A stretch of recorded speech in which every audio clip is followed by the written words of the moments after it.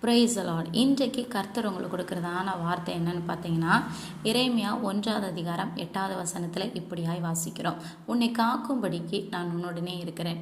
எனக்கு பிரியமானவர்களே, இந்த வார்த்தையை நம்ம நிறையா பேர் சொல்லி கேட்டிருப்போம். நம்ம ஃப்ரெண்ட்ஸ் தான் அடிக்கடி யூஸ் பண்ணுவாங்க. என்ன சூழ்நிலை வந்தாலும் நான் உன் கூடயே இருப்பேன் மச்சி, நான் உன்னை விட்டு எங்கேயுமே போக மாட்டேன் அப்படின்னு சொல்லுவாங்க. அதே போல் திருமணம் நடக்கிற அந்த ஒப்பந்தத்தில் கூட இந்த வார்த்தையை யூஸ் பண்ணுவாங்க.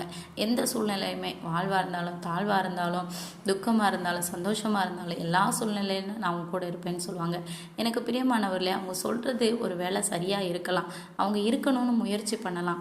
ஆனால் எல்லா சூழ்நிலையும் அவங்களால இருக்க முடியுமான்னு கேட்டால் நிச்சயமாக முடியாது. எல்லா நேரத்துலையும் அவங்க விரும்பினா கூட நம்ம கூட இருக்க முடியாது.